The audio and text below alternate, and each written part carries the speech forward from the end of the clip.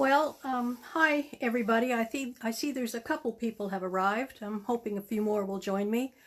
It's 1 o'clock and I'm ready for the next step on my tray. Hopefully, I don't know if you watched the last video, but hopefully you won't get a couple of minutes of watching the back of my head in this one. I've moved the camera and I think it's quite a bit better. Plus, I can see too, and I really couldn't see that well the way I was set up before. So at any rate, since the last session where I added color, I did do a little bit extra on this piece, and because after I got off air, I looked at it and I was not comfortable with the shape. Again, I wasn't painting at an angle that I'm used to. I was trying to stay out of the way of the camera so that people could see.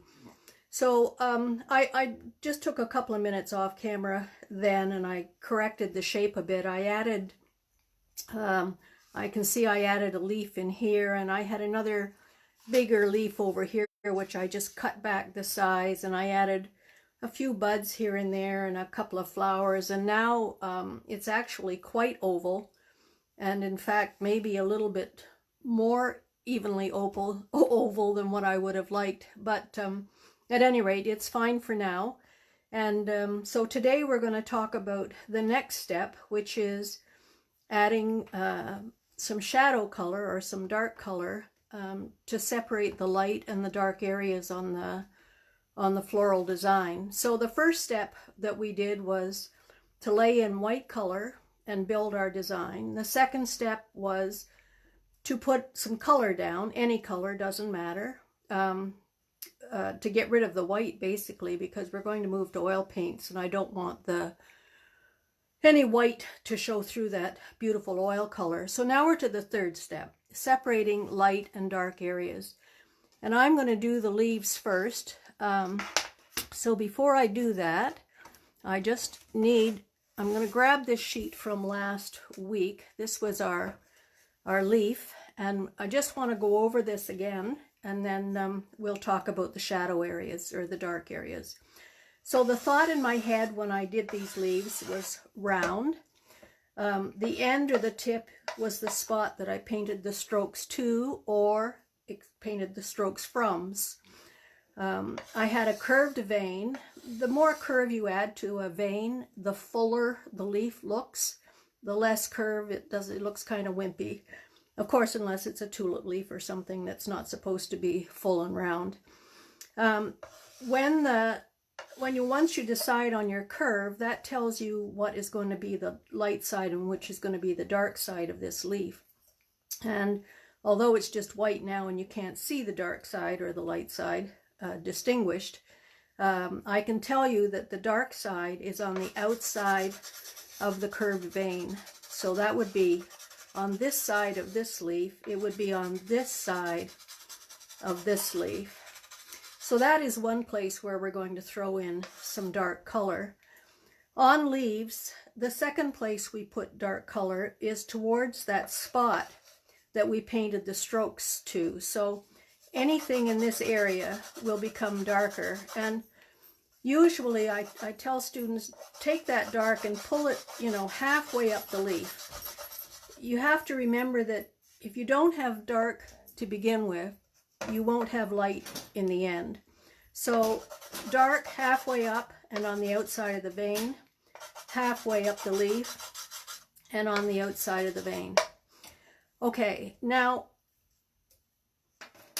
if I'm going to do this in acrylic because it works really well, and it sets a nice background for the oils.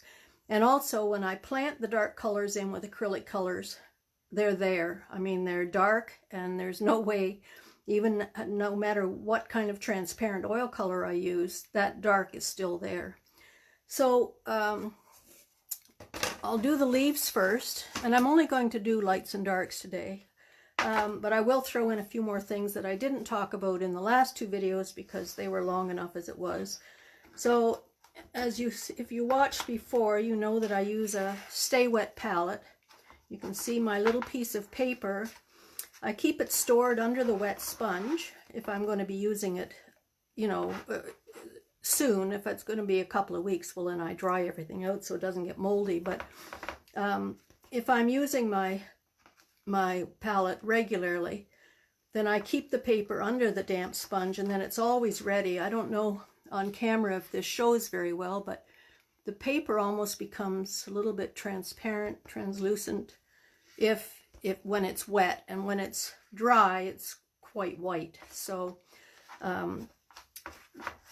I love this for acrylics. I wouldn't paint in acrylics without one of these. So I actually have a large one that I use. This is just for demo. Once I move the paper to the front, I remove any excess water because I don't want to dilute my paint. I don't want any extra water in my brush. So now my Stay Wet palette, I believe, is ready to go. Okay, there's a couple of colors that I use to put in the dark areas. And the first one is alizarin crimson, and I use a lot of it. And the second one was always Payne's Gray, but that's hard to find now in the bottled acrylic colors. So I've actually switched to navy blue. This is Folk Art navy blue color. I think it's just called navy blue. I don't think it's anything else. Yep, navy blue. And you know what? It works just fine because, again, we'll be going over this with oils, and you don't really notice the difference between the Payne's Gray and the navy blue at this stage. So, like I said, the first color that I use is alizarin crimson. Again, this is Folk Art alizarin crimson. And I'll just put that out of my palette. I don't normally put all my paint out. I put it out as I need it so that it's always fresh as it can be. And so I'll just put my alizarin out for now, and then I'll add the navy blue when we move to that. So my brush, this is a 3/4 inch flat brush. Happens to be a Robert Simmons Expression, which I love, these brushes. And this has been sitting in water, so I don't want any extra water in my paint. So I'll remove some of the water.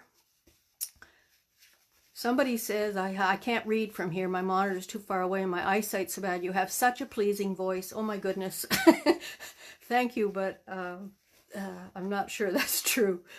Okay, loading your brush, very important. I don't dip the corner of my brush in to pick up paint.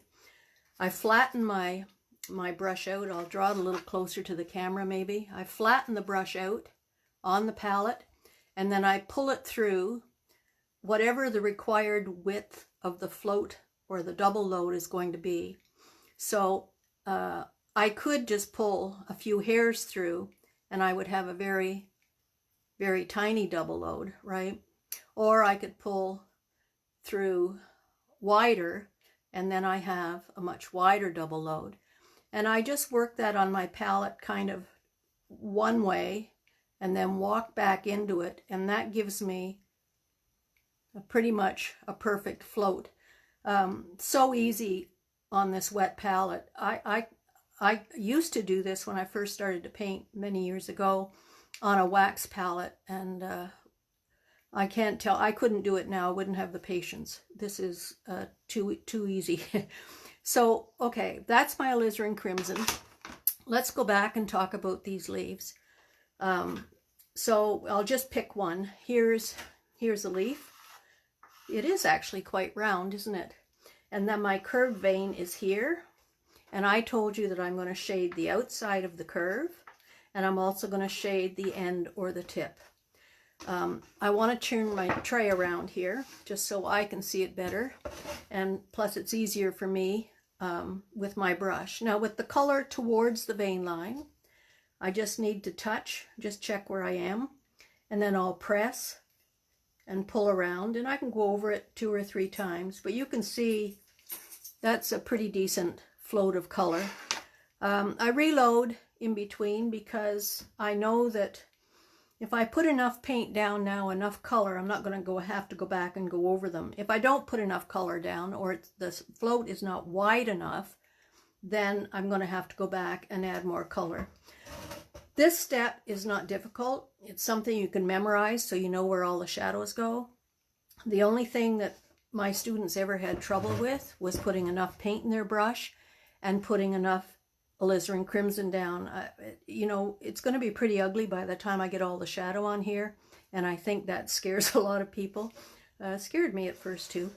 But the more shadow you put down now, the more latitude you have to get light.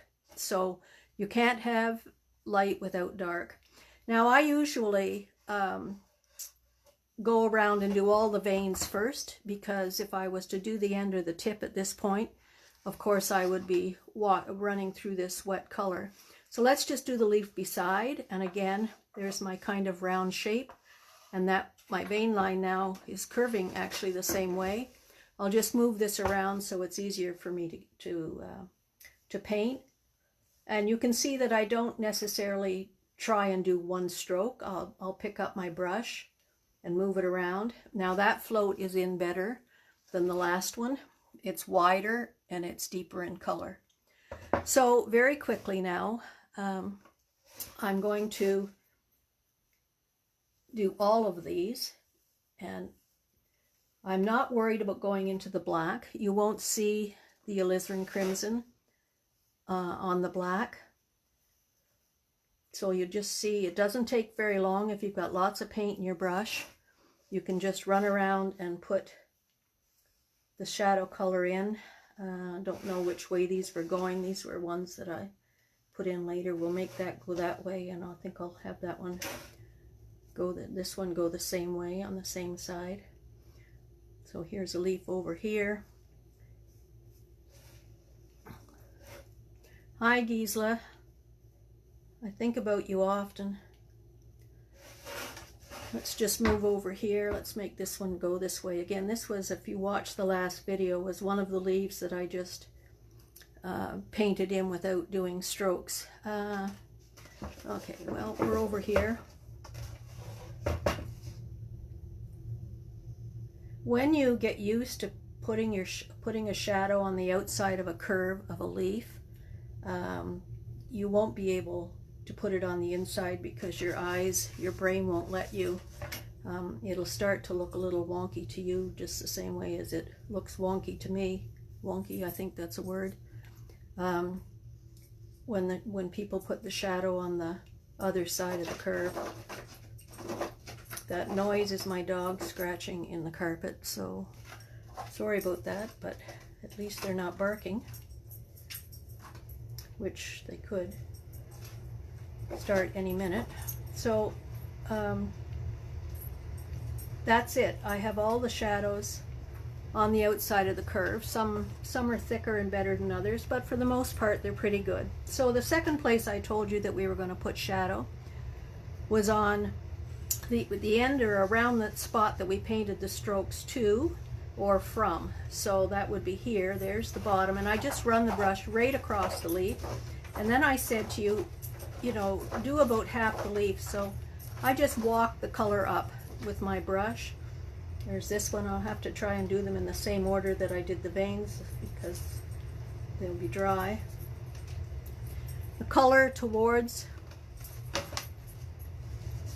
just checking to see if it's dry. Keep the color towards the tip, and the dry part, the clean part, not the dry part, but the clean part of the brush. That one's still wet, that one's wet. This one looks dry over here. So you can see that if you've got your brush well loaded, lots of paint, that it shouldn't take a long time to throw this dark in. I love alizarin crimson, as my students all know. I paint with it. Just about every floral I do has a lot of alizarin crimson in it. There's quite a bit there I just put on that leaf, but that's okay. I'd sooner have more than less. More is much better than less. I don't know if you can see or not, but at some point, I guess when I put the navy blue on, you'll see it better. At some point, you'll see things that are towards the outside of the tray start to get a little darker. This one's still very wet. I think this one's dry enough.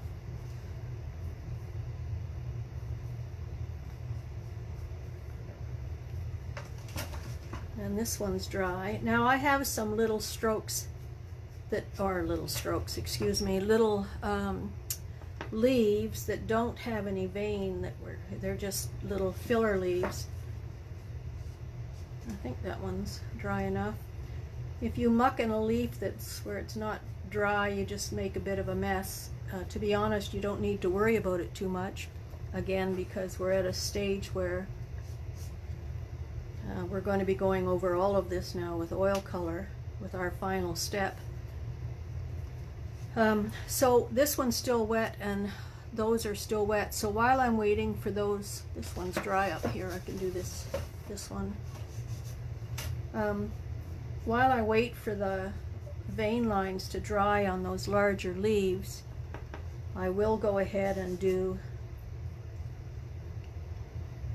the little leaves that have no vein lines. So the rule for these would be, because there's no vein line, I won't be painting on the outside of the curve, but I will paint towards the end of the tip.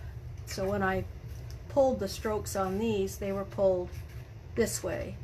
So this would be the end or the tip of the leaf. It's also the part of the leaf that's closest to the outside of the tray, and the light part is the part that's closest to the inside of the tray. So again, very quickly, I just put alizarin crimson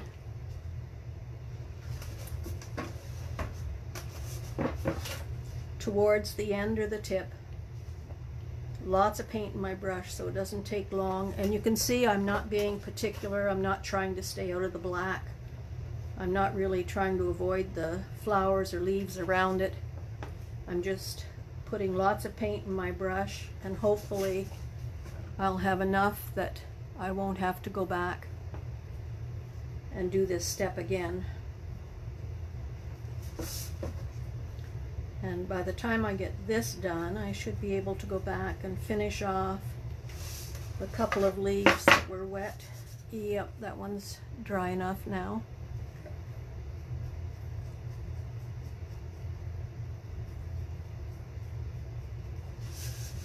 And where else were we missing one? Over here.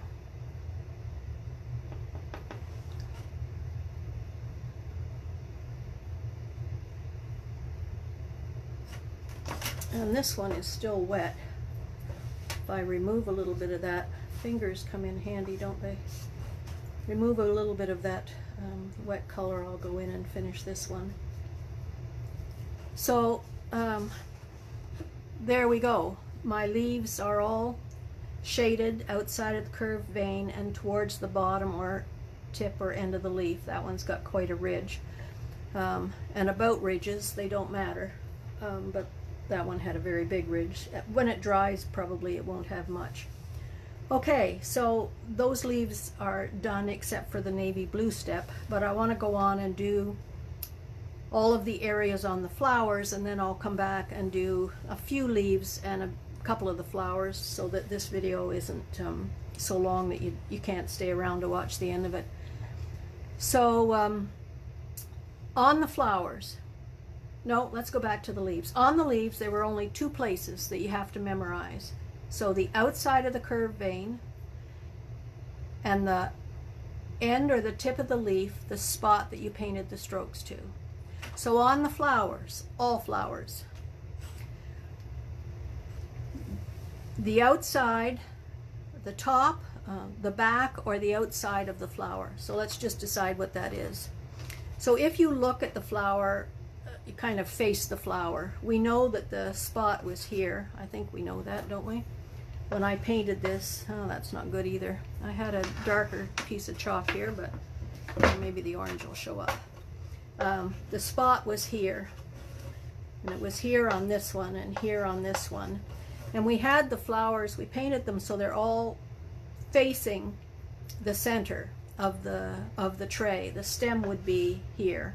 So this stem would be here, so this stem would be here. So if you turn your tray and you look at this flower with the stem down, and this would be the back, the top, the outside, right? This would be the bottom, the front of the flower. So the first place that we put color, shadow, is the top, back, or outside. The second place we're going to put shadow is in the bowl or in the center.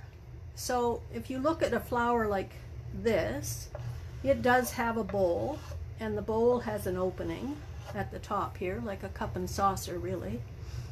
And so we have in the bowl, so that's in here, inside the bowl, or in the center. Well, the center we really don't see. The center would be inside that bowl, wouldn't it?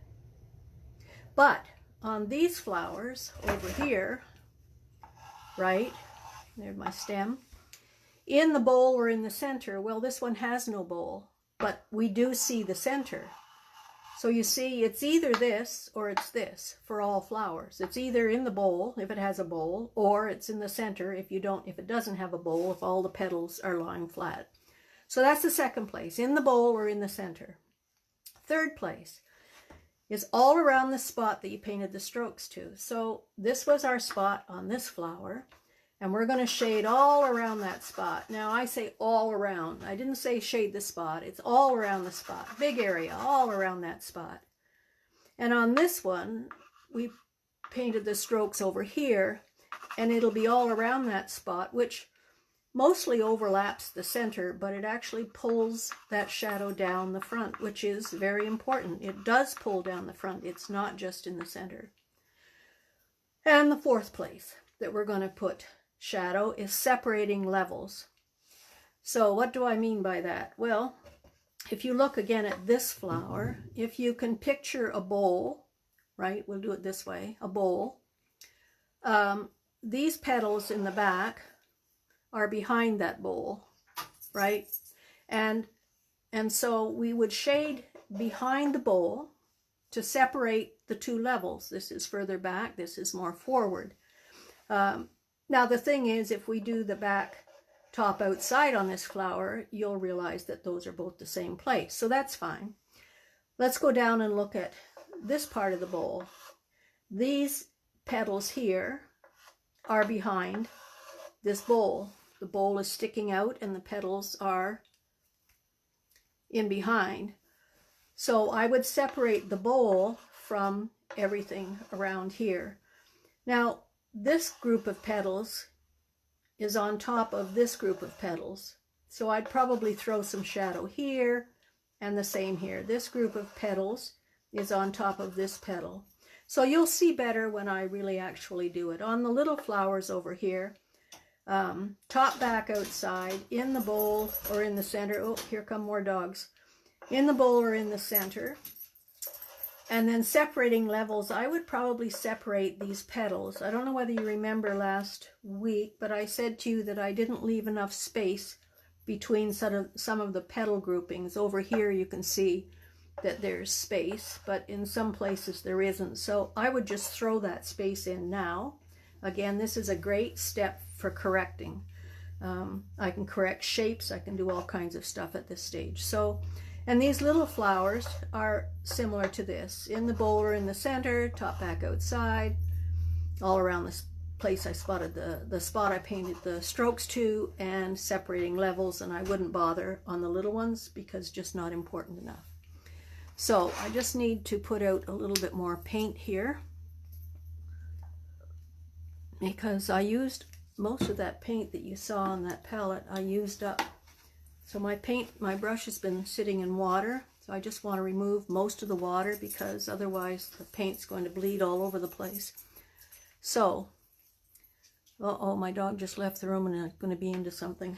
Okay, let's look at this. So, top, back, outside. Well, that's the whole top, back, outside. This is where people kind of panic. So top, back, outside, I can even do that petal. Not pretty. Top, back, outside. So on this one, it's over here. Just let me pick up a little bit more paint. You need lots of paint in your brush or you're not going to get enough color down. You're going to have to do it again. Top, back, outside is over here. And I can even bring it down on this petal if I want. Okay, in the bowl or in the center. Actually, I'm going to wait for this to dry, so let me do a couple of the little ones. So this is where you'll start to see a difference. Top, back, outside. If I do these little buds, it's top, back, outside. I've got enough paint on my brush that it almost covers all of the bud, which is a good thing because I want to keep the dark to the outside of the design and I want to keep the light towards the center. So top, back, outside of the buds, top, back, outside of these yellow flowers. And again, you will see that I don't worry about going over that black. You will not see it when it's finished. So that's those done. On these little flowers, same thing.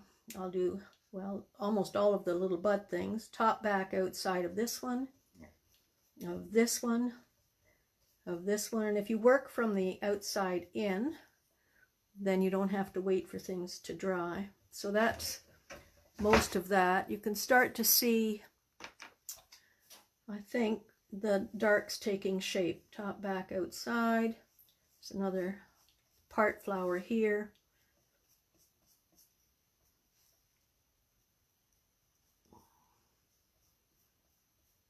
I'm not used to a little palette, and I've made a mess of this little one because I'm used to using the big one and I've got lots of room and I don't worry about trying to keep clean spaces. Top, back, outside, top, back, outside.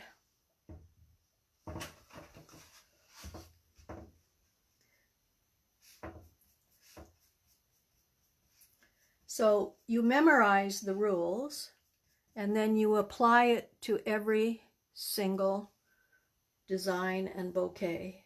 And when you understand exactly where the shadows are going, the process, as you can see, can be fairly fast. If I was doing this in my studio by myself without you watching me, I probably would be even less neat than what I am at the moment.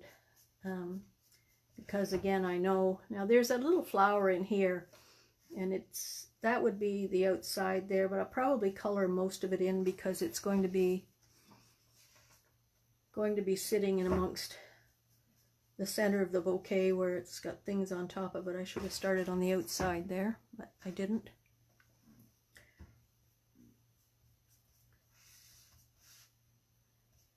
Figure out what are flowers here.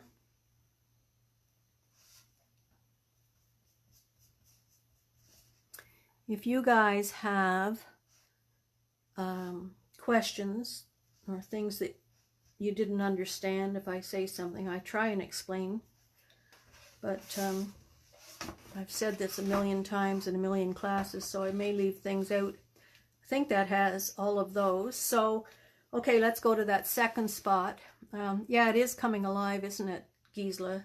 It starts to, although it gets pretty ugly, as you know, before I'm done, by the time I get the rest of this on here. In the bowl or in the center. So these all have a bowl. And to be honest, I would probably just do a swoop here. But I don't want you to get confused, so I'll kind of go a little bit around the strokes just so it maybe makes more sense to you, but you don't have to go around the strokes. You can just deepen that area, the whole area. So here, again, in the bowl,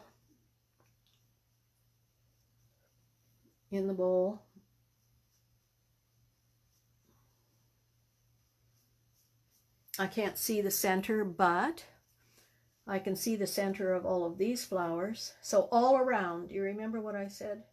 It's a big area, so I just point the shadow towards the center and I just move my brush around, kind of pat it to make sure that I lay the paint down and lay enough paint down.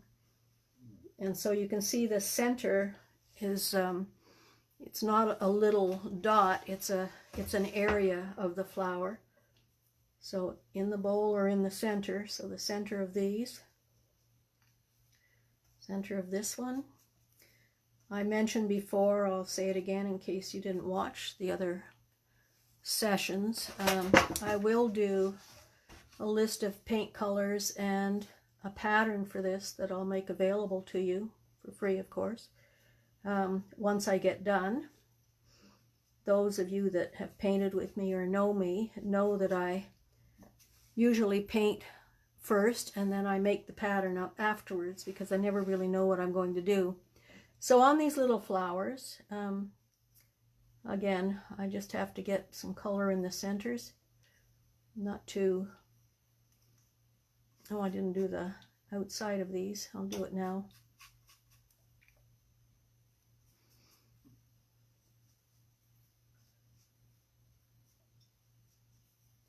So just a couple of flips with the brush to get enough dark color into the center of the little ones. And when we put the navy on, you'll see it'll be another drastic change. Okay, I think that's got most of them. Students quite often will forget one little flower. They'll miss shading it. You'll find it when you go to paint for real, when you go to add your oil color on. Okay, in the bowl or in the center, all around the spot I painted the strokes to. So on this flower, all around would be here. So that's, like I said to you before, it's an area. It's not a, just don't paint the spot. I need to clean my brush out. I need to wet it and draw the water back out and fix it again. So here, this is my spot over here. I didn't take enough water out. Can you see that? But that's okay. I'm not too concerned. I will take more out now, though. And I'll just clean that up a bit.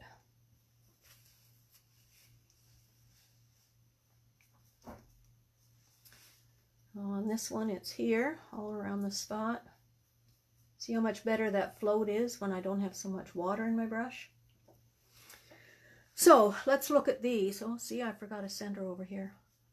One that's in behind, and one over here too. Missed a lot of them. Look at that. I think that's got it. Okay, so in the bowl or in the center, all around the spot, well, I'm pretty much all around the spot on these because I put so much down and in such a big area that I actually got that step covered in my last step. So you'll find if you memorize the 4 steps that you always don't have to repeat the steps. In some flowers, the step will be omitted because you've either done it with a previous float or it's that particular spot is not available to you in the flower. Okay, so the 4th one was separating levels. And I might just pull, I'll do these little ones first because remember I said I would have liked a little bit of dark in between some of these space in between, and by putting this alizarin in here, in between, it kind of gives it that space. So on the bigger flowers, I have to be careful now. We have to twiddle our thumbs here for a minute until this dries a bit. I think I can do this one. You can see it's still wet in the middle. Okay, separating levels is the next step. So I want to separate the bowl from everything else. So that was my bowl here. Now, if when I painted this originally I didn't like the shape of the bowl, I would simply correct it at this stage. I wouldn't just follow what I had done. You'll also see that I back-to-back floats, so I pull the color over the bowl as well as behind it. So it's a nice big shaded area. Now I told you this was going to get ugly, and it is. So let's do these. So again, regardless of where I painted strokes. Flip my brush and do the other side of that right now.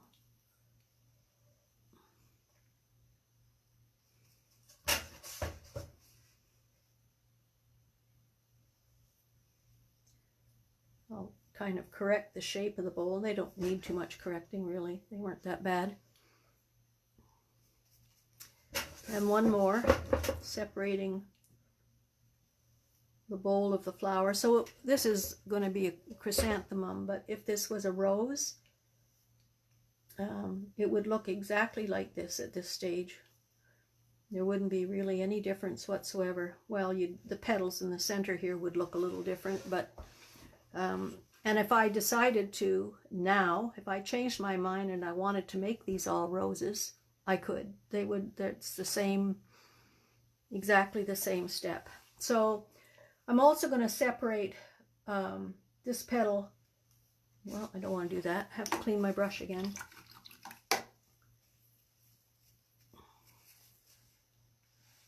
I had paint running right across the brush, which I didn't want. Okay, I was going to separate the back petal from the one, from this one.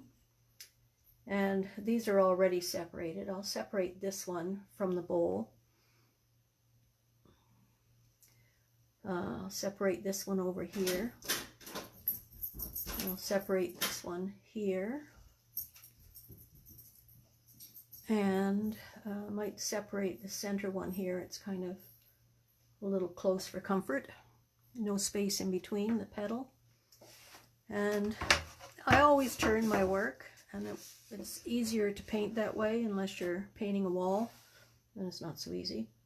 So if I add some here, now there's a petal there, but you couldn't really see it once I got all the color and everything on. So again, I just corrected the shape. And I also want to add some shadow here in the center because there wasn't really a space between them, and I want to make sure that this one is separated from the one beside it. So on these, I think the rest are all good to go. So let's just quick recall.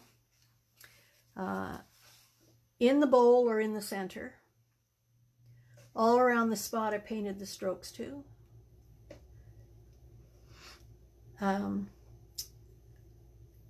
Top, back, outside, and separating levels.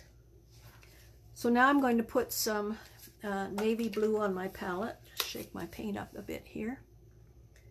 Again, if you have Payne's Gray, use Payne's Gray. For a while after the Payne's Gray was discontinued, I mixed mine, but I discovered one day that that was just a lot of work for nothing, that the navy blue seems to work just fine. So the navy blue, I load my brush the same way. My palette's a real mess here, wait till you see it. Load my brush the same way, but I don't have as wide a float on my brush. It's not as wide. And I go back and I do all the same areas, except that I don't want to cover up all that beautiful alizarin crimson I put down. So I just put a little of the darker color. So on the leaves, on the outside of the curved vein, I'll pull just a hint where the stem meets the leaf. Not even half, maybe, you know, a third. Just a hint to deepen and to deepen the edge within the painting, and also to exaggerate the curve a little. And so same spot as what I did with the alizarin, but just less of it, because we don't want to cover up all that beautiful alizarin that we just put on the piece. So this goes even faster than the alizarin crimson because you're doing less of it and you've already got your spots figured out, so you don't really have to think too hard at this point.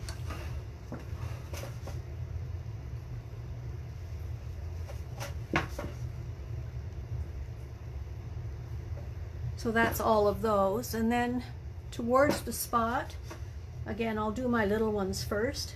And what will happen is you'll start to see the ends or the, oh, I didn't do this one. That wasn't very good. I didn't do this one. There we go. You'll start to see the ends or the tips of these little leaves. Where are some more here? Find some. Disappear into that black background. And that's a good thing. That's what we want them to do. We want to keep the dark towards the outside of the tray, and we want to keep the light towards the inside of the tray. And so very quickly run around. When this dries, it's shiny right now, but when it dries you won't see it so much. So I can go in now and do my leaves. So again, I don't want to cover up all that alizarin crimson. So if you did go halfway up your leaf, let's say you'll do a quarter now, so you'll still see the alizarin crimson beyond the Payne's gray.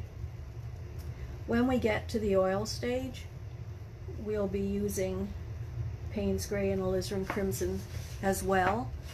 And so if for some reason you kind of lost your alizarin crimson and wish you had more, you can add it at that stage.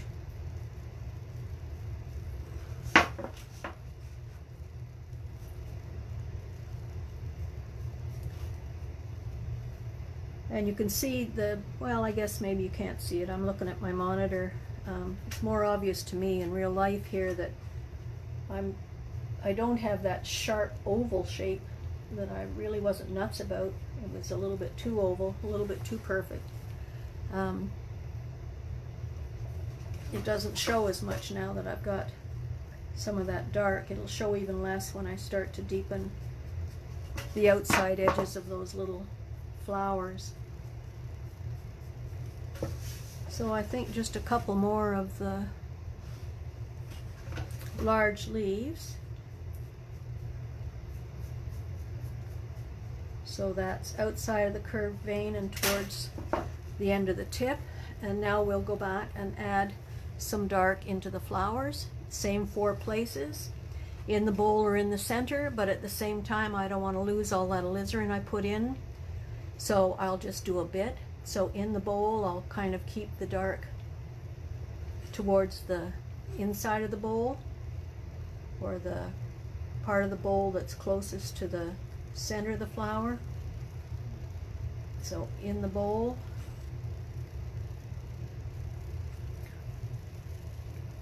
in the center, which would be over here, again, I want to see some alizarin, so although it's a fairly big spot, I'm still allowing, because I had lots of alizarin in before, you can still see quite a bit of it. And now I start to shape the outside of the petal underneath. We can see I put this bit of a flower in here, and I've got a flower on top, so I use, watch this, I didn't really have that shape to that petal here, but I just used the Payne's gray. And right now I'm kind of separating levels too. I'm separating the little buds behind from the ones in front. We'll do these.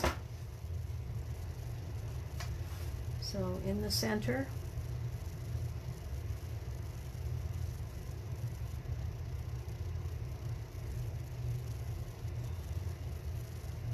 if you don't put enough dark in now, it's a lot more difficult to paint that final step with these flowers.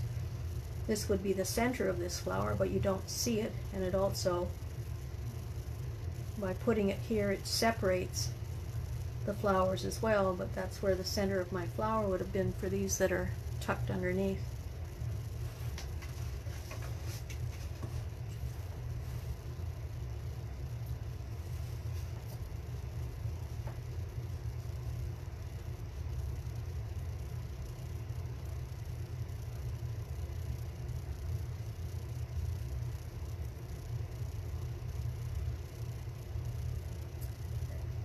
again, I'll throw some here, and here, and here. So on the little flowers, again, I'm only going to do a dark space in the center. I'm not too worried about the shape of it. These are little filler flowers, and I just made to make sure that I've got some dark to paint into. So there's my center. Most of my students are just way too timid when they pick up this dark color, and I guess it is kind of scary because your piece is very pretty. You spend all that time putting in nice strokes and choosing your colors and worrying about the shape, and then you start to throw all this dark color over your piece, and it's kind of scary, I guess. But you have to trust me in that the more dark you put in now, the easier that final step will be.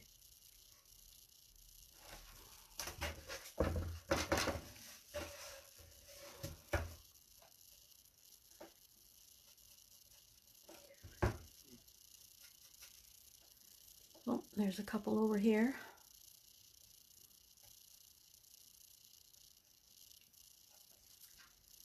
Okay then, so in the bowl or in the center, all around that spot I painted my strokes to. I have to clean my brush again. Take the water out of it.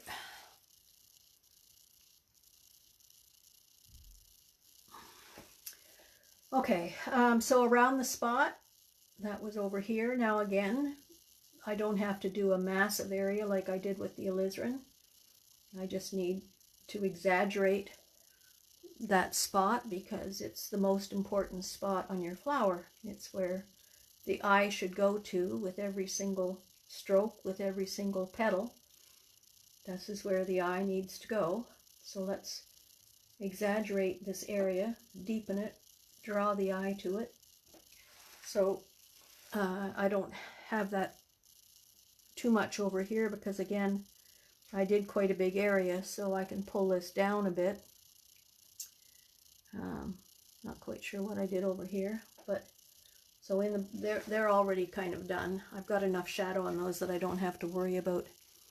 So in the bowl or in the center, all around the spot, top, back, outside. We didn't do that yet. So now again, this color is pretty dark, so I have to be a little bit more careful when I throw it on.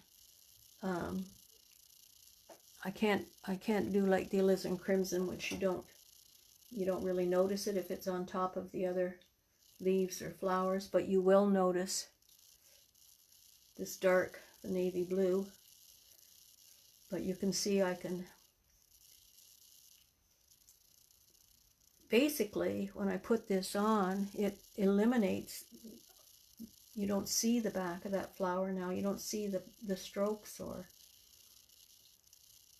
kind of just sets it back. I could have more there, but I won't bother with this one. If I was alone, I'd have tons. Okay, the next step would be separating levels. So we're going to separate the bowl. So I'll turn this around and I'll do this just while I'm looking carefully at it. So again, not quite as much color as what I did with the alizarin, but still fairly dark. It looks darker on the camera than what it actually does to me. I see the color a little bit better. I'm going to make this bowl a little wider.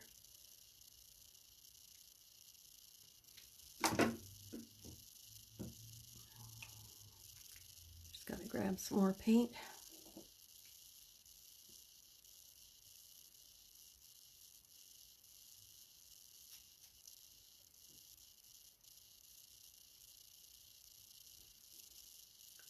Again, I mentioned if I wanted to turn these into roses, that would just, I might even do that. We'll see how I feel next week. Oh, it won't be next week. It's going to be the week after, because next week is my turn to run the grand girls to gymnastics. My husband and I take turns doing it. It's my turn. He's been there last week and this week. So separating levels, same places that I did before.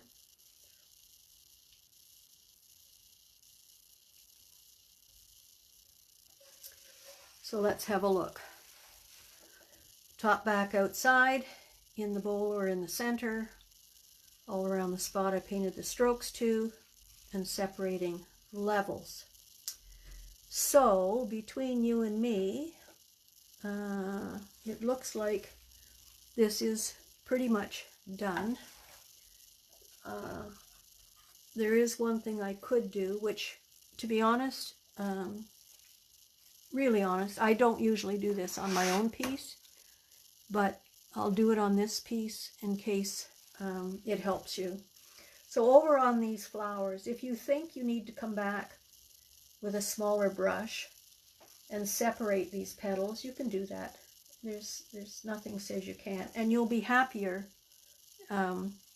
with the separation. You'll feel better about the flower, and it'll be easier to paint when you go to paint it. The only thing I would say is when you decide to do something on a painting like I'm doing now, which to be honest I probably wouldn't do if it was just me, because I know that I need that dark in there, and I would just do it at the next step. But whatever you decide to do on your flower, just make sure that you do it all over. Don't just pick one or two flowers to correct, then go by or go around and make sure that you get all of them, so that they're kind of similar. They look like they were painted by the same person when you're done. So that's about, let's see, I only see a little spot here. I'd probably put some dark, not with that brush. I gotta go back to my big brush. I think I'd like just some dark in here. And there was a leaf also I had underneath someplace I saw before that right here. I think I would just get rid of that. Now that you'll still see that there's something under there, but you don't know what it is. It's going to be a leaf. I'll throw a little bit of oil paint on that when I paint it, and you won't know the difference. Now the other thing you could do, again, I don't normally do it, you could separate levels within the bouquet. So having said that, that would be this leaf is on top of this one. You could separate all of those. Again, I don't normally, but if you're an acrylic painter, you're used to doing that. You're used to putting shadows between everything, and so you could do that on this piece if it helps you to make more sense of what's going on. What I didn't do here, I just noticed now, so I'm glad I didn't say we were done. I didn't do the top, back, outside of these flowers. So I was wondering why it looks so clean. So when I come around and do the outside, the back of all of these, you'll see they really start to disappear into the back of the tray.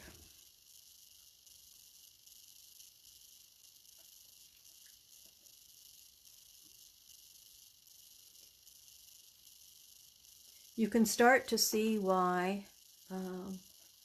oops, didn't like that very much.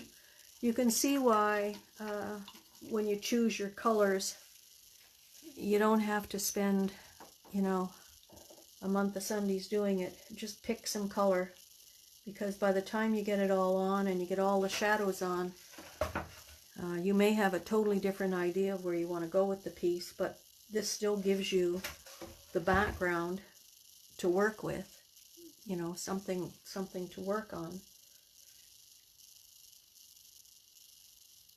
And you can see that those are now set back into the tray when I make them a little darker. Just about done.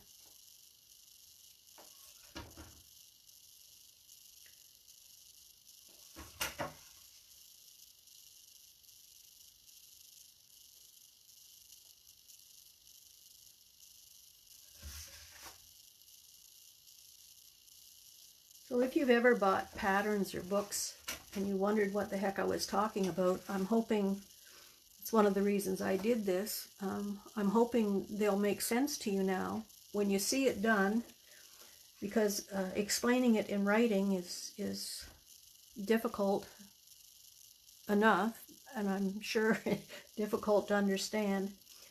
I could separate this leaf over here if I wanted. You can see that. Again, I don't normally do that, but you can. I'm not going to do any more. So that's it. That's this step done. So now first step was, again, repeat, design, build with white. The white too, I'll tell you, nice fingers, I'll tell you that when you design just in one color, in white, it's easier to see the balance and the composition. If you try to design in color, your eye will fall to one color before another, and so you don't really get to see the balance as well. So doing it in white, you really get a good idea of the shape and the balance in the piece. So that was the first step. The second step was to pick some color and put color around the bouquet. So the third step was today, and that's separating the light from the dark areas. So one more time, in case you want to write it down. I'll post it with at some point too on the video. But the 2 steps on the leaves, outside of the curved vein and the end or tip of the leaf, and 4 places on flowers, top, back, outside, and sometimes those are 3 separate places, and sometimes they're all one place. They were all one place on this one, but that's because my light is staying all around. If my light was just in one area, then that would change, wouldn't it? Top, back, outside would change. Anyway, top, back, outside, in the bowl or in the center, all around the spot I painted the strokes to, and separating levels. And if you don't have 4 spots, if you don't have a bowl, you don't have a bowl. If you don't need to separate levels on the flat kind of flowers, then you don't have to separate levels. So okay, that's it. I think I'm all done. I may notice something after I finish here, but I think for the most part I've got enough dark down, so now I have room to grow with my light. So if you've got any questions, just post them below the video once it's done, and I'll do my best to answer them. I will, like I said, I'll post a pattern and paint colors and everything once I get this all finished. So next session, which will be not next week, I think it'll be the week after, we'll move to oils. I'm done with the acrylic now. We'll be moving to oils, and the next session I will do all of the leaves for sure, and maybe 1 or 2 of the flowers, and then, or maybe I'll get it all done. We'll see how fast it goes. I don't want to make the videos too long. And then we'll have another session, and I'll design and paint one of my gold borders on here for you. And so you'll know how to do that. Borders are pretty easy, so you just need to sit down and start and go. So, but you'll see that when I come back. So that'll be, again, probably 2-3 weeks from now. Okay, so that's great. Should mention, I guess, I do have the trays on sale on the website. I haven't got very many left. They're mostly all gone now. But there are some, and there's 3 different shapes. This particular pattern would fit. There's an oval one, which would obviously fit on, and there's, well, I guess there's 2 oval. One has handles, which it would fit on, and it obviously fits on this one. But that's just, if you use the code LIVE, L-I-V-E, on the website, then you'll get the discounted price for the trays, which you'll actually get 10% off of the total cost and of the trays and anything else that you think you might like, but you don't have to go there. So it's heatherredick.com is the website, and I guess that's it. So I'll see you in a couple of weeks. Take care.